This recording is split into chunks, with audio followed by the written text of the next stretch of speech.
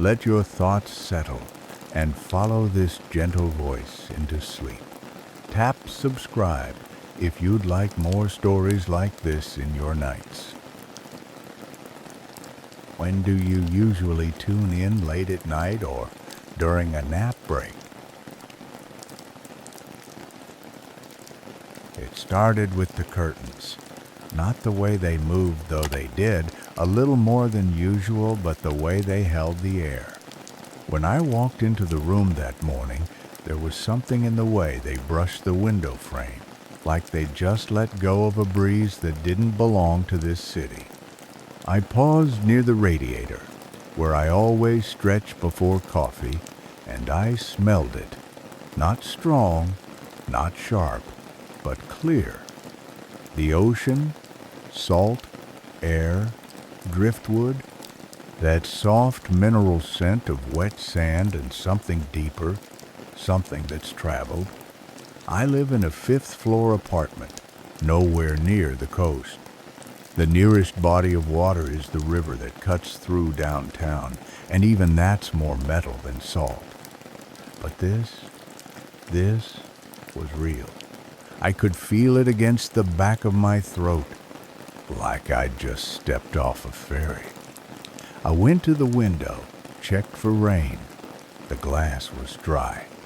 The sky above the buildings was flat and gray, like cardboard soaked once and left to dry. No wind, no clouds moving fast, just the smell. I stood there a long time, letting it fill the room. The way a song does when it comes through an open window from someone else's unexpected, uninvited, but exactly what you didn't know you needed. I didn't say anything aloud. That would have broken it. Instead, I walked slowly to the kitchen, opened the cabinet, and reached for the mug I always use on Tuesdays. The chipped one with the little red sailboat on it. I hadn't thought about that design in years. It was always just a mug. But now, holding it in my hands, it looked different. Not meaningful, just present. I made coffee like I always, don't know changes. But when I sipped it, the bitterness was softer.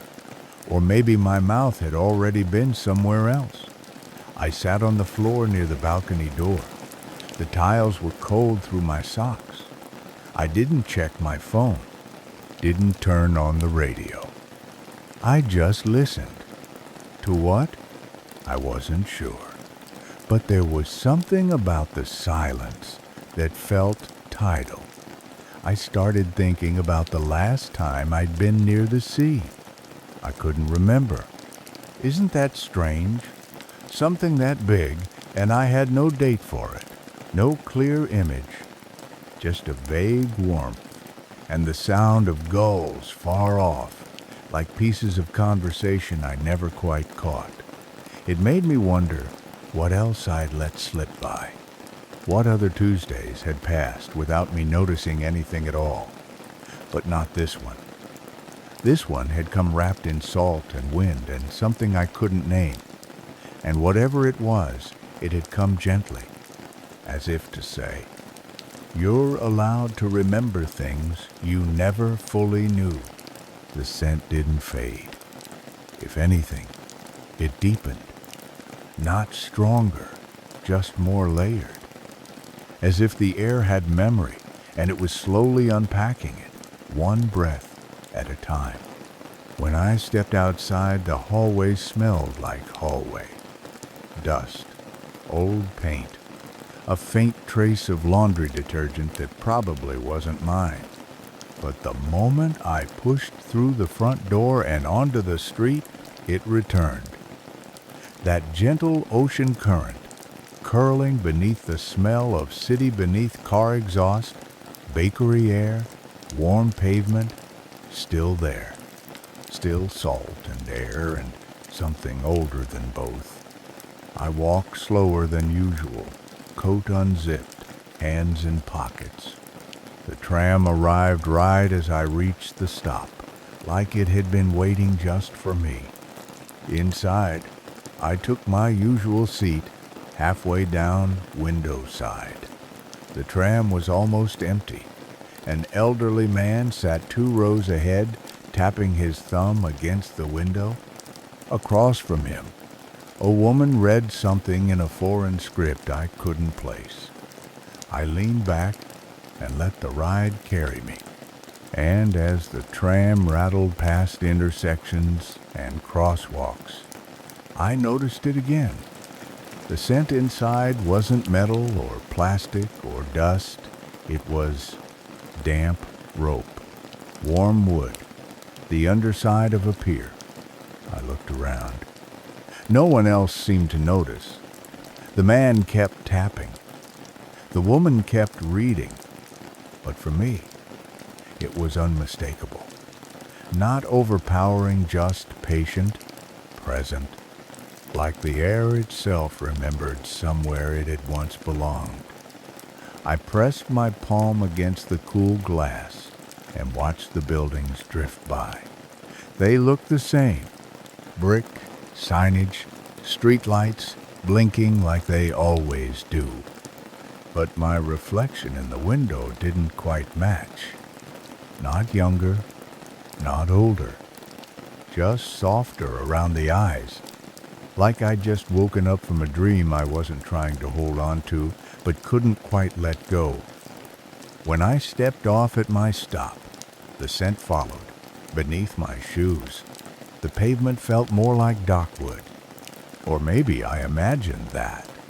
I wasn't sure anymore where imagining ended and memory began. I passed the bakery, the same one I passed every Tuesday, but this time I didn't go in. The smell of bread was still there, still sweet, but it didn't speak to me. Not today. I walked instead toward the small courtyard with the iron bench, sat, closed my eyes, and for a brief moment, I swear I heard waves. Not loud, not crashing. Just the steady hush of distance. Like the sea was somewhere behind the buildings, waiting without urgency. And I found myself smiling not out of understanding, but out of stillness. Whatever was happening, I didn't want to chase it. I just wanted to stay exactly here, exactly like this, breathing salt through a sky that didn't know it carried the ocean. When I got home, the scent was waiting for me. Not as strong as outside, but still there gently folded into the corners of the room, like it had been sitting quietly in my absence. I dropped my keys onto the table and stood still for a moment. Let my breath settle. The silence wasn't heavy. It never is, here. But it felt expectant, as if the walls remembered something before I did. I walked to the bookshelf without thinking. My fingers brushed along the spines of paperbacks I'd read years ago, their titles half forgotten but familiar in shape. Then, without planning it, I crouched down and pulled out the old cardboard box tucked behind the bottom row, the one I hadn't opened since I moved in. Dust clung to the edges. My name was scribbled on the lid in my own handwriting, messier than now, younger. I carried it to the table, sat down, and slowly lifted the top, inside. Postcards, faded and curling. Ticket stubs, receipts. A few matchbooks from cafes that no longer exist. And at the very bottom, a small photograph, slightly water-damaged, of a beach I didn't recognize. There were no people in it. Just waves, smooth sand, and a single wooden post standing upright near the waterline. I stared at it. My hand rested lightly on its corner, but I didn't lift it. I didn't need to. I had never seen that beach, not in memory, not in dreams, and yet it brought something sharp and warm to my throat. Not sadness, not longing, just recognition. as if some part of me had been there once, far before I had words for it. I finally picked up the photo and turned it over. There was no writing, just a faint thumbprint in one corner and a stain that looked like salt had dried there years ago. I held it under the light, closed my eyes, and suddenly I remembered a single moment, standing on damp sand, toes curling slightly, watching the tide roll in, and someone next to me saying, "Don't forget the shape of the water. It never comes back the same way twice." I opened my eyes. The apartment was quiet, still, but something inside me felt newly placed, like furniture moved ever so slightly in the night. I put the photograph on the windowsill and left the box open. Then I made tea, not coffee this time, and sat by the window, letting the scent return. The ocean wasn't just outside anymore. It had come in, not to be explained, but to be remembered. And whatever it was bringing with it, I was ready to receive it. I hadn't been to that part of town in years. The streets there curved differently wider, with trees that lean forward like they're trying to hear what people say when they walk alone. I didn't have a plan. I just woke early the next morning, Tuesday still heavy in my chest, and knew I needed to move. I took the tram without checking the map, got off 4 stops past my usual, walked past a bakery that had changed names 3 times since I was a child, and then, slowly, without realizing, I found myself in front of the old playground. The fence was new, the swings gone, but the cement whale was still there, faded, cracked, covered in faint graffiti, but standing. I used to sit on top of it as a boy, pretending it was a boat, pretending the wind in the trees was ocean air, pretending I was anywhere else. I sat on the nearby bench and watched it, breathing slowly, and there it was again. Not as scent this time, but as rhythm. That same slow tide rolling through my body, the same quiet pulsing under my ribs. The ocean, not as place, but as presence. As memory returned to form, I closed my eyes and let the feeling spread. I could hear the scrape of my shoes against the gravel from years ago, hear the creak of the chains on the swing set that wasn't there anymore. And underneath it all, always, the hush of the tide I had never really seen.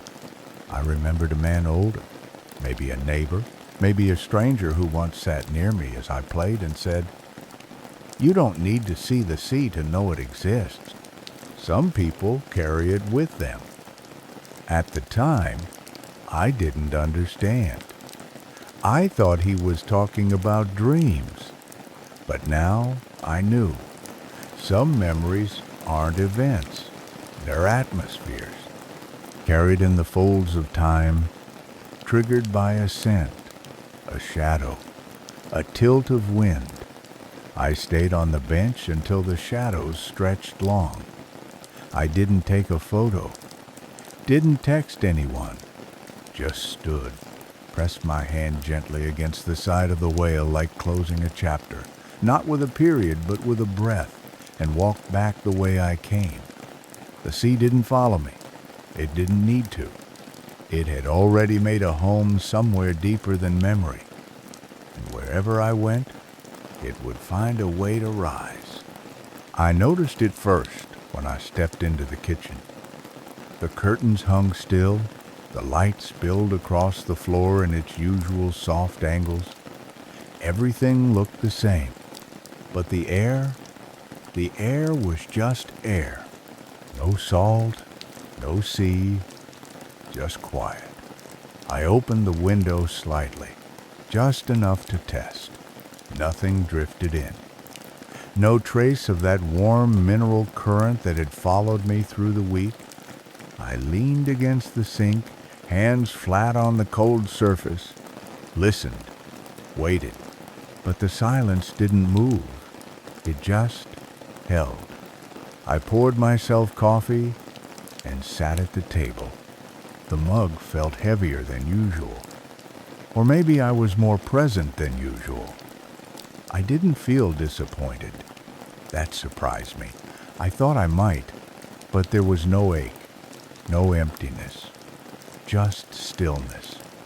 And in it, the echo of what had been, not as scent or sound or memory, as grounding. Something had come, softly, changed me, and now it had left, but not without leaving something behind.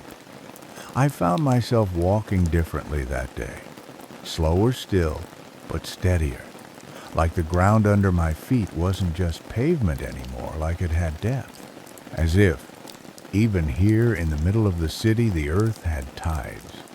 I walked without route, just allowed myself to move through familiar places with unfamiliar attention. The tram was crowded. I stood near the door, hand on the rail. Someone bumped me gently as they moved past. I didn't flinch. I just looked out the window and let the glass reflect back. Nothing in particular. And then, something small. I passed a man selling books on the sidewalk. I'd seen him before, but this time there was a paperback resting on the edge of the display with a cover that showed a single endless horizon line. No title, no author, just sky meeting water. I picked it up, flipped through the pages, all blank, every single one. I asked the man, "Is this part of the display?" He smiled. "Only to people who notice it." I nodded, bought it, didn't ask questions. Later, at home, I placed it on the shelf between books I've read and forgotten. It belonged there, not because it said anything, but because it reminded me what it meant to hold something you don't need to explain. That night, before bed, I stood at the window. The sky above was clean. Still, I didn't smell salt. But I felt the ocean in a way I never had before. Not as place or memory, but as rhythm inside me. Gentle, slow, quiet, and enough. It arrived on a Thursday, tucked between a flyer for pizza and a folded bank statement. No envelope. Just a postcard worn, matte, slightly bent at the corners. The front showed a coastline I didn't recognize. Not tropical, not dramatic, just calm. Low cliffs, scattered stones, gray-blue water curling at the edge of a quiet shore. Sky full of soft cloud, the kind that doesn't move, just hovers like breath before a word. But what struck me wasn't the image. It was the familiarity. I had never been there. I knew that. And yet, looking at it, made something tighten gently in my chest, the way it does when you smell someone else's memory and know it used to be yours. I flipped the card over. No stamp, no address, no handwriting, except at the very top, just one line in faint blue ink. Don't forget the shape of the water. It never comes back the same way twice. I froze, not in fear, not even in shock, but in recognition so deep it bypassed words. That sentence, I had heard it once, a single time. As a child, standing near a playground whale, a man whose face I couldn't remember had said it while tying his shoe, then stood and walked away. I'd never told anyone about it. It had been too quiet a moment, too simple to carry forward in conversation. But I'd never let it go. And now it was here on a postcard, written in a hand I didn't know. I sat on the floor and held the card in both hands, studied the paper. It smelled faintly like sea, air, and dust. But that might have been memory. I thought about all the things I'd found lately. The photo, the blank book, the scent. The tide that had passed through my week without ever announcing itself. And now this not as a clue, but as confirmation that something had shifted. Not the world, just my place in it. That maybe the things we brush against, the quiet, strange, inexplicable things, aren't meant to lead us somewhere. Maybe they're meant to lead us back to something we already carry. That night, I placed the postcard against the wall above my desk. No frame, just a piece of tape. I looked at it once more before turning off the light, and I whispered the line aloud, like it belonged to me now. Don't forget the shape of the water. And I didn't. It felt right to return on a Tuesday. Not because I expected anything. I didn't. But something in me wanted to walk the same steps, pass the same corners, feel the same light fall through the same windows. It had been 2 weeks since that first morning, since the salt, since the hush that moved like a tide through my days. I opened the window early, same as before. The curtain barely moved. The air smelled like ordinary morning faint dust, cold metal from the radiator, the neutral scent of clean fabric. Not the sea, not even a shadow of it. I made coffee in the red-sailed mug again. It felt less symbolic now, just warm, familiar. My palms held it as I stood by the window, remembering how I'd stood the first time alert, curious, unsure if I was imagining it all. No, there was none of that, just quiet. So I walked down the stairwell, out onto the street where the concrete met my soles in the same rhythm. The tram arrived late. I didn't mind. Inside, the usual shuffle of strangers, the light buzz of movement, no scent of pier wood, no rope, just life. Tuesday life. I got off one stop early without thinking. Let my legs carry me to the bench in the courtyard, the one where I first sat and thought I heard waves. The bench was the same. The air, still, no tide in my chest, just breath. I closed my eyes, listened, not for sounds, but for presence. And it was there, not the ocean, not the mystery, just me. And that was enough. I sat longer than I meant to. People passed, none of them pausing. A boy dropped a glove. A man lit a cigarette and walked on. Life didn't shift. It simply moved. Like the tide, I thought only this time. I wasn't waiting for it. I was part of it. I reached into my coat pocket, felt the edges of the postcard I had carried with me. I didn't take it out, just touched the paper gently. It reminded me of something I couldn't name, something between memory and rhythm. Before I stood, I whispered the line again. Don't forget the shape of the water. And I hadn't. Not really. Even now, without the scent, without the signs, I carried it like breath, like silence. I walked home slowly, not looking for anything. Because some things, the real ones, don't need to be searched for again. They find you once, and that's enough. A week later, I woke before the sun. The sky was that pale gray blue, soft as breath against skin. I didn't open the window. I didn't need to. I just stood near it, mug warm in my hands, and looked out over the rooftops like I always do. No waves, no scent, no sign, just rooftops. But that morning, for the first time, I didn't feel like I was waiting for anything. There was a quiet inside me that hadn't been there before. Not silence quiet, the kind that hums beneath your ribs when everything is in its place, even if nothing has changed. I sat at the table and opened the little notebook I'd started keeping again. I flipped through the blank pages, then stopped on one, somewhere in the middle, and wrote 6 words. I remember it without needing proof. That was it. I didn't write the date, didn't title the page, just let the words sit, simple and unbothered.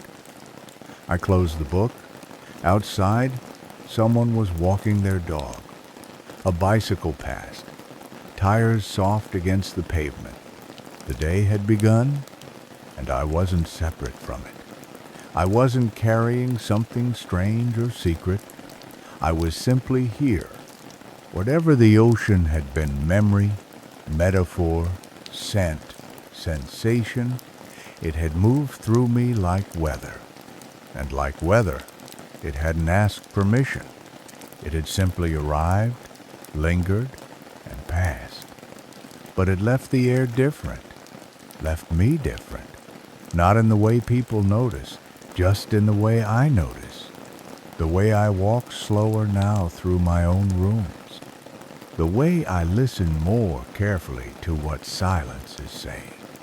And though I might never smell that tide again, or hear the hush of invisible waves against invisible sand, I'll know the shape of it, the way it wrapped itself around my Tuesday, my breath, my hands. The way it reminded me that not everything we carry is meant to stay sharp. Some things are meant to soften, to blur, to become part of the rhythm inside us. I stood up, opened the window, just a little. The air was plain, beautifully, unmistakably plain. I smiled and whispered not to the air, not to the sea, but to myself. You're still here. That's all it ever wanted.